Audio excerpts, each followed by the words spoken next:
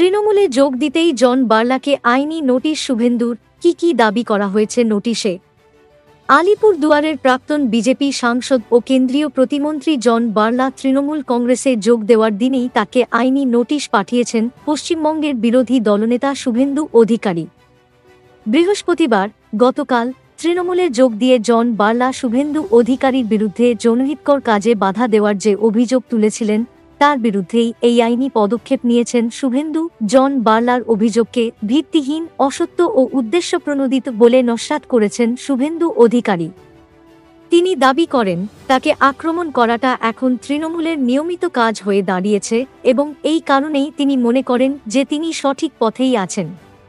শুভেন্দু বলেন, জন বার্লা 4 বছরের মন্ত্রী এবং 5 বছরের সাংসদ ছিলেন, অথচ তিনি এখন অভিযোগ করছেন যে শুভেন্দু তার প্রকল্প আটকে দিয়েছেন, যা সম্পূর্ণ ভিত্তিহীন। শুভেন্দু অধিকারীর আইনজীবী সূর্যনীল দাসের মাধ্যমে পাঠানো এই আইনি নোটিশে জন বার্লার কাছে 3টি মূল দাবি জানানো হয়েছে।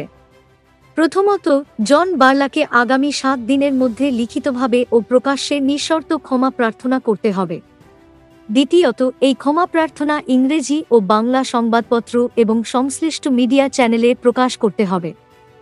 তৃতীয়ত, ভবিষ্যতে শুভেন্দু অধিকারীর বিরুদ্ধে কোনো মানহানিকর বা ইঙ্গিতপূর্ণ মন্তব্য না করার প্রতিশ্রুতি দিতে হবে। শুভেন্দু তার ফেসবুক পোস্টে জানিয়েছেন, এই দাবিগুলি পূরণ না হলে তিনি দেওয়ানি ও ফৌজদারি আইনি পদক্ষেপে যেতে বাধ্য হবেন। বৃহস্পতিবার কোলাঘাটে সাংবাদিক সম্মেলনে শুভেন্দু অধিকারী জন বার্লার দলবলকে আইপ্যাকের লেখা স্ক্রিপ্ট বলে অভিহিত করেছেন।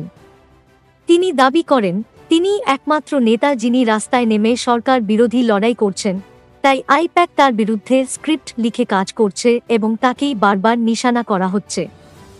জন বার্লাকে কটাক্ষ করে শুভেন্দু বলেন, তিনি তো বিগত 1 বছর ধরেই তৃণমূলের সঙ্গেই ছিলেন, তাই এখন তার যোগদান আসলে একটি স্ক্রিপ্ট। জন বার্লা বৃহস্পতিবার আলিপুর দুয়ারে তৃণমূলে যোগদানের মঞ্চে অভিযোগ করেছিলেন যে চা বাগানে হাসপাতাল তৈরির মতো প্রকল্প তিনি চালু করতে চেয়েও দলের ভিতর থেকে বাধা দেওয়ায় তা করতে পারেননি। এই প্রেক্ষিতে বিজেপির অন্দরের অসন্তোষের